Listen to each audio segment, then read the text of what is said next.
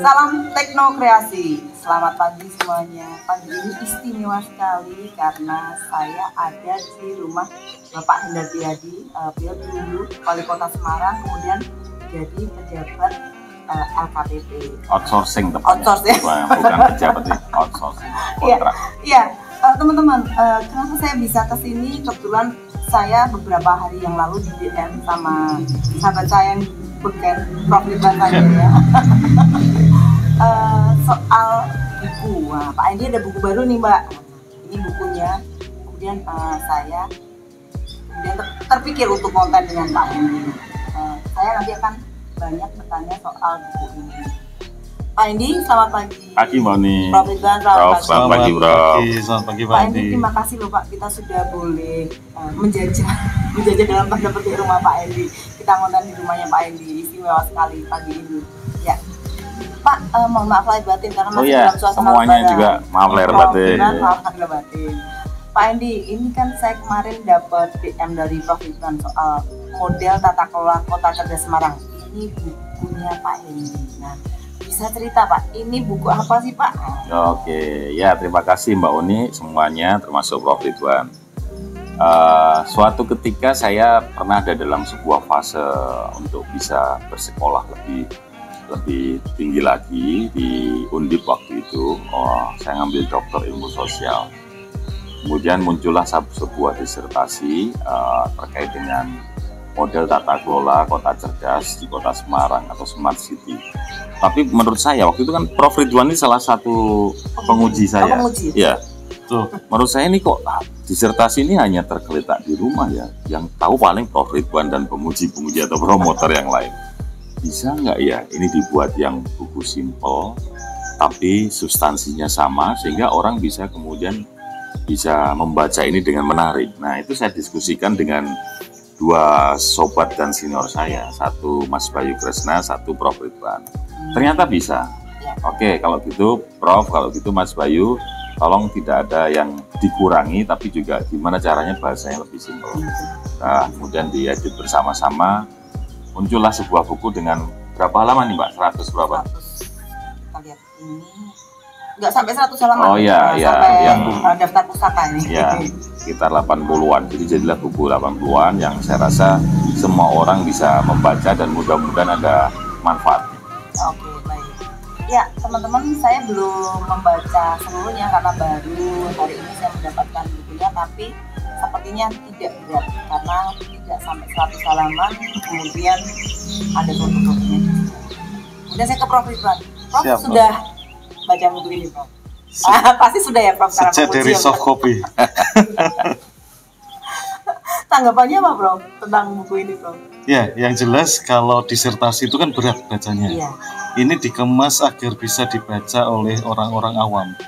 Dengan begitu kita semua itu bisa melihat kenapa kok Pak Hendi ini muncul konsep-konsepnya tentang Smart City di Kota Semarang, latar belakangnya apa, konteksnya apa kok bisa muncul yang strategi A, strategi B. Jadi lebih mudah bacanya. Sementara kalau disertasi itu kan kalau baca penuh dengan teori-teori. Latar belakang sama Ya, itu. Nah, jadi ini cocok untuk semua. Iya.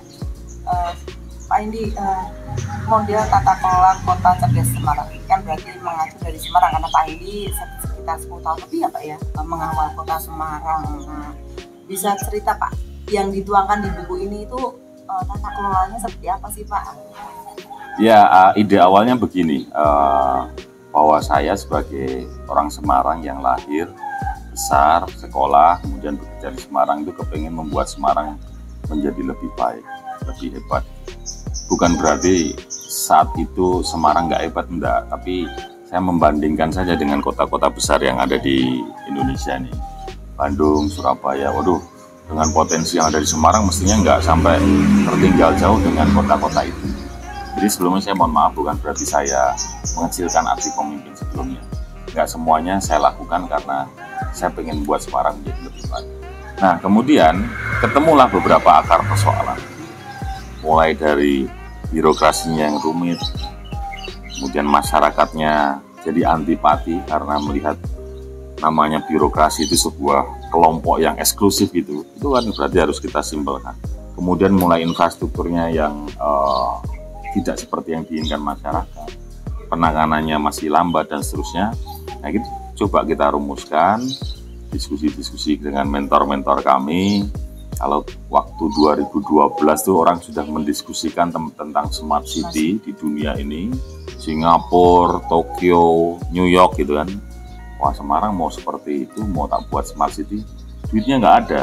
Karena pemahaman smart city yang sering disampaikan di artikel-artikel itu kan kemajuan IT, ya teknologi, digitalisasi dan lain-lain. Ya sudah, akhirnya ketemulah sebuah definisi smart city untuk Semarang yang intinya adalah gimana caranya sesuatu yang tadinya nggak baik jadi baik, sesuatu yang tadinya ribet jadi lebih simpel, sesuatu yang tadinya membuat proses ini dipanjang-panjangkan jadi lebih cepat, tapi yang namanya digitalisasi itu tetap perlu hanya sebagai toolnya saja, sebagai alatnya.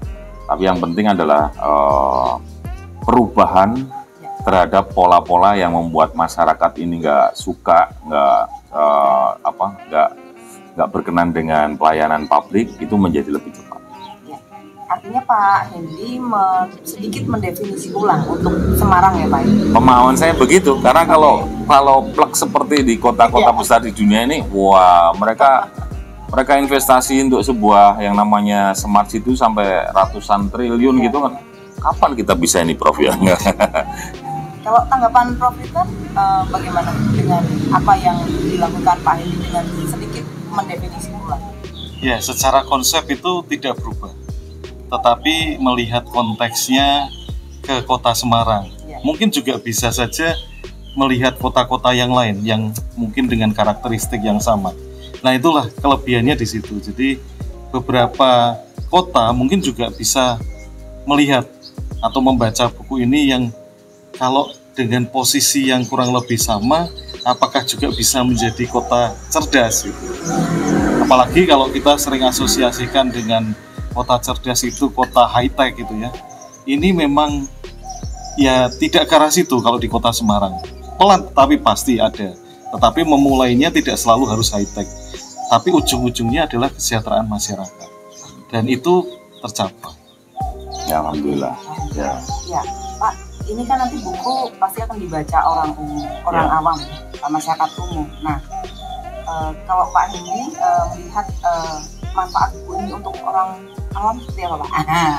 Ya, satu, ada dua sebenarnya yang paling penting. Satu, bisa jadi bahan referensi, kan pasti banyak daerah-daerah yang kondisinya seperti Semarang waktu itu, mau melangkah cepat tapi terbentur birokrasi, terbentur resources yang ada, kemudian bagaimana menggerakkan masyarakat. Saya rasa buku ini bisa menjadi salah satu mudah-mudahan salah satu masukan buat daerah-daerah yang pengen kotanya bisa berkembang lebih baik. Yang kedua yang paling penting buat yang nemu buku ini tapi juga nggak suka bacanya, itu bisa ini loh, Prof. Kalau kita punya meja Hoyagai, kita bisa dibuat. Jangan dong, ya, ini bisa pengganjal supaya stabil. Pokoknya manfaatnya banyak sekali.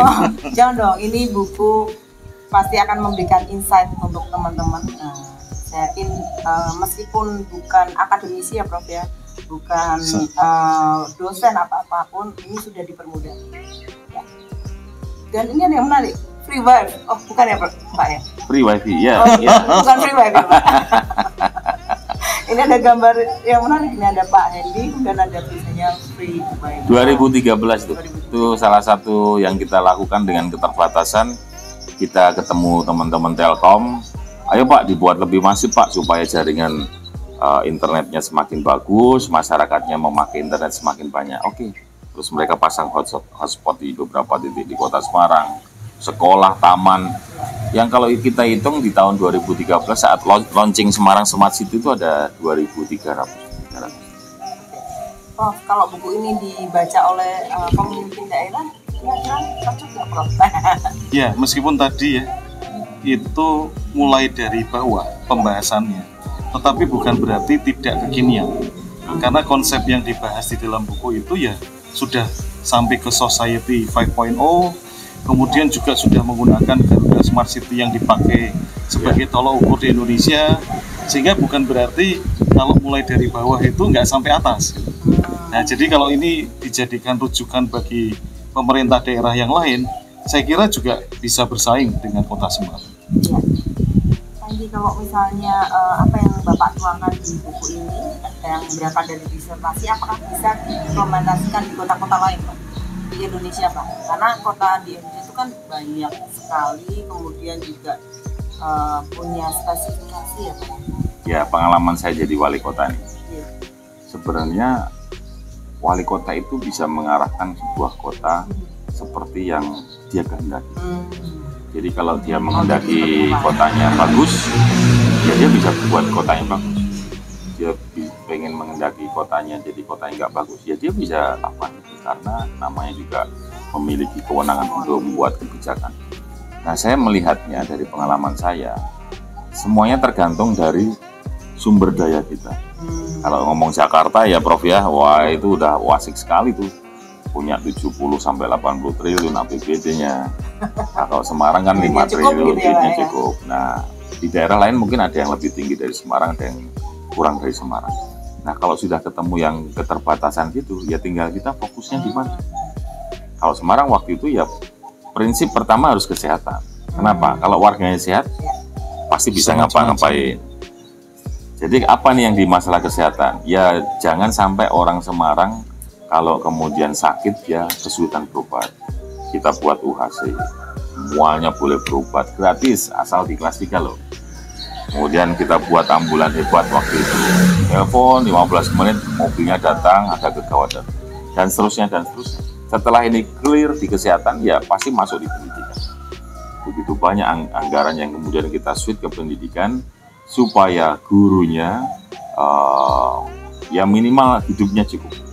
Kemudian infrastrukturnya memadai, kemudian anak-anaknya bisa sekolah dengan gratis, minimal juga biayanya tidak tinggi. Kalau untuk akademisi begini, ya saya yakin juga bermanfaat karena akademisi juga butuh ya masukan pertama dari tangan pertama yang menceritakan apa saja yang sudah dilakukan untuk kota cerdas.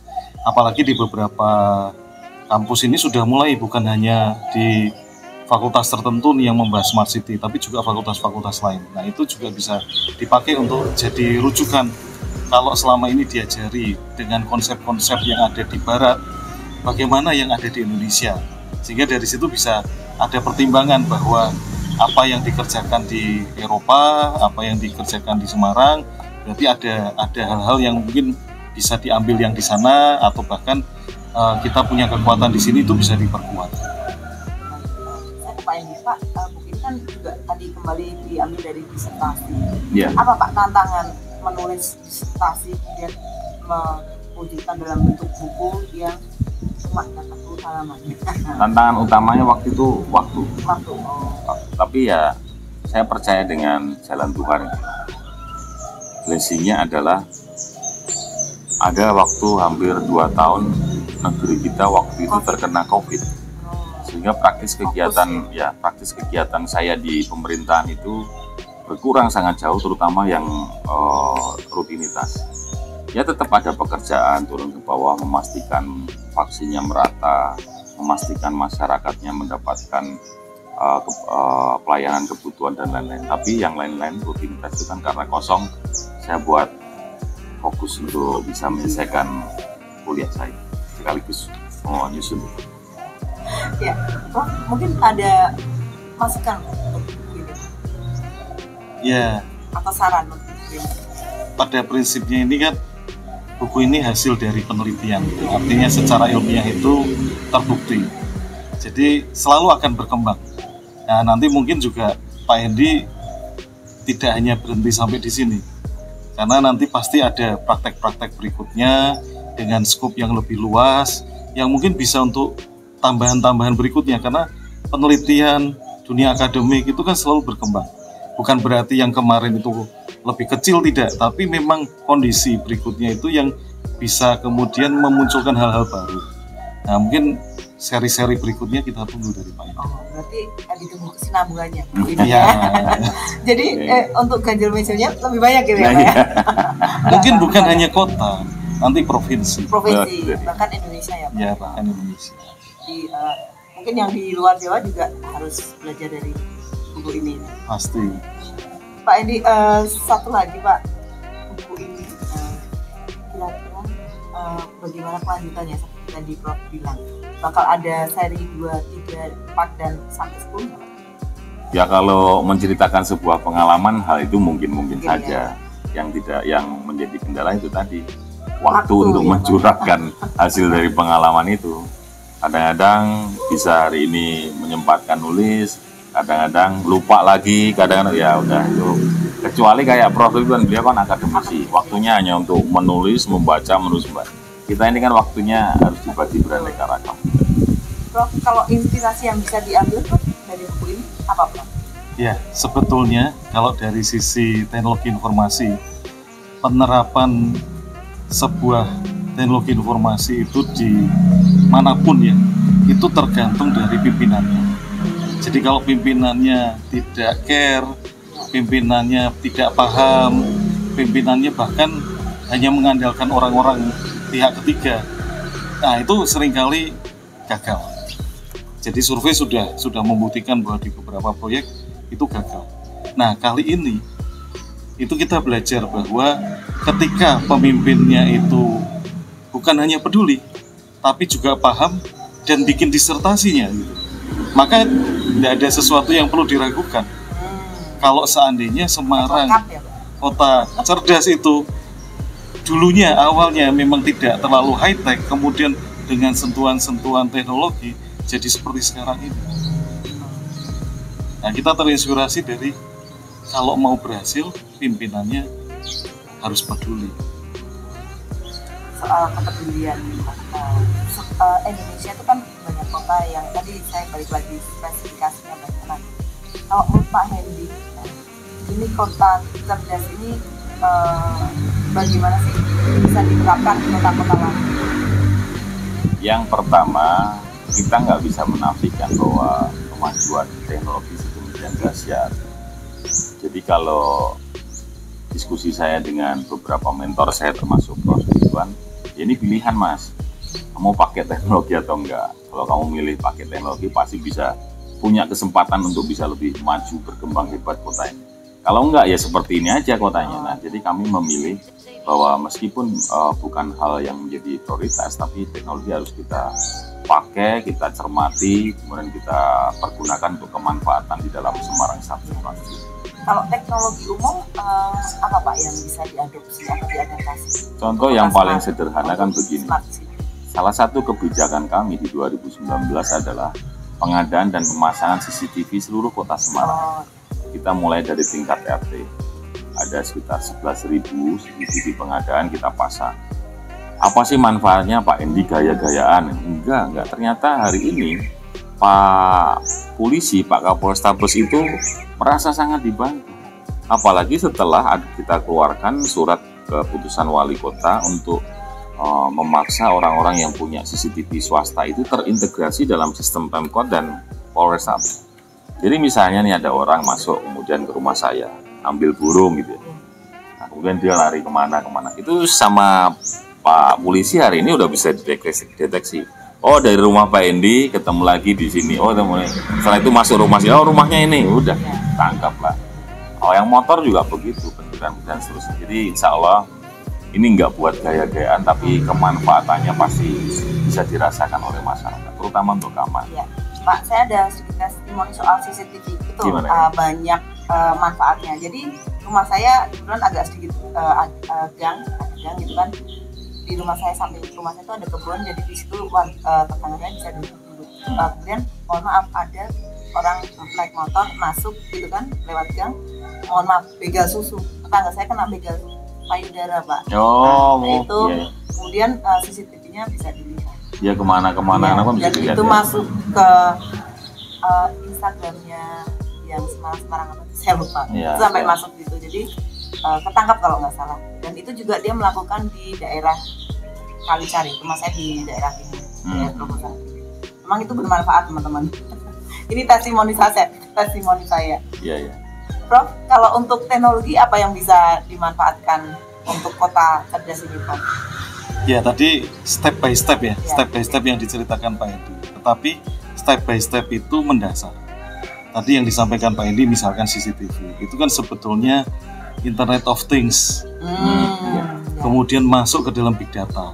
Ya. Nah sekarang ini dari big data itu kalau diolah menjadi menggunakan kecerdasan buatan, itu jadi masukan-masukan untuk pengambilan keputusan secara cepat. Oh, Ya, jadi meskipun tadi step by step dari kondisi yang mungkin kurang gitu ya, tapi kalau dilakukan dengan benar dan mendasar tadi, jadi ternyata teknologi itu akhirnya bermanfaat buat kota.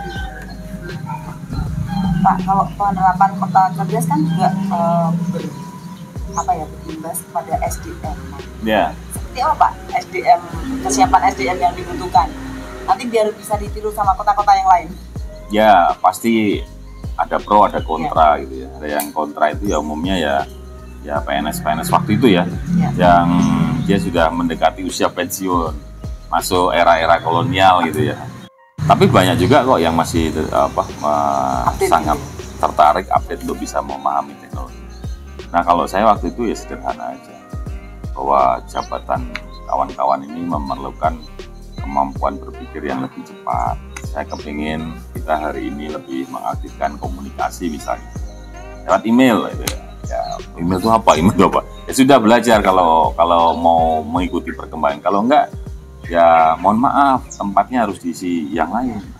Jangan dong Pak, ya sudah kalau nggak mau belajar ya inilah, panggil anaknya atau pilih admin yang bisa menggantikan posisi itu. Jadi akhirnya mereka harus kita paksa. Dan mungkin ya hari ini mungkin teman-teman Pemkot yang punya jabatan pasti sudah lebih melek. Kalau melihat kota-kota di Jawa Tengah kemudian di Indonesia, seberapa besar persentase yang sudah menerapkan smart city Pak? Wah itu saya mesti buka catatan saya karena melihat ya. Atau mungkin ya mengamati aja Pak, mungkin mungkin sudah lumayan banyak gitu. Kalau kota hampir semuanya, ya. Karena memang masyarakatnya pasti juga lebih terbatas, luas wilayahnya juga tidak sebesar kabupaten. Jaringan wifi-nya juga masih bisa diandalkan. Tapi kalau kabupaten saya belum paham, mungkin perlu dicek data itu. Sebelum mengakhiri obrolan, saya akan minta closing statement dari Prof. Ridwan. Prof, soal smart city Prof, bagaimana Prof untuk implementasinya buat kota-kota lain? Kemudian apa terutama anak-anak muda bisa mempelajari tentang smart city ini Prof? Ya, kalau bercermin dari kota Semarang ya, berubah itu sulit sebetulnya. Tapi ketika kita mau berubah pada kondisi yang sudah tidak memungkinkan lagi, itu jauh lebih sulit. Dan kota Semarang beruntung karena mengambil keputusan untuk berubah sebelum dalam kondisi yang sulit. Dan ketertarikan, keberpihakan, dan kemampuan untuk mengelola kota cerdas itu dikuasai. Sehingga kalau ini bisa dibaca, dipelajari oleh generasi-generasi muda ini, bisa tahu kapan waktu yang tepat untuk berubah. Pak Edi, tentang buku ini dan pesan-pesan untuk kepala daerah atau teman-teman yang muda-muda ini soal kota cerdas. Ya buat semuanya, terutama yang hari ini ada di pemerintahan, saya ada satu buku ya mudah-mudahan ada manfaatnya lah, hasil daripada pengalaman kami di pemerintahan, bagaimana kemudian mengubah sebuah wilayah yang tadinya biasa saja menjadi lebih baik, terutama meningkatkan partisipasi masyarakat untuk membuat kotanya maju dengan konsep bergerak bersama. Mudah-mudahan manfaat ya. Mungkin Pak Hendi akan melanjutkan aktivitasnya, jadi saya nggak bisa lama-lama untuk ngobrol dengan beliau. Bakal balik ke Jakarta Pak? Kapan Pak? Calon nanti malam. Nah, nanti malam bakal balik ke Jakarta, jadi kita akhiri dulu obrolan pagi ini. Pak Hendi, terima kasih sekali sudah boleh ngobrol soal buku dan dolan di rumah Pak Hendi. Prof, terima kasih sekali Prof sudah ngobrol. Teman-teman jangan lupa ya, beli buku ini, Model Tata Kelola Kota Cerdas Semarang, mengubah kota tertinggal menjadi kota cerdas buku ini diambil dari disertasi Bapak Dr. Endar Prihadi SH, Pak. SE. SE, MM. Ya. Terima kasih. Selamat pagi, sampai ketemu. Ya.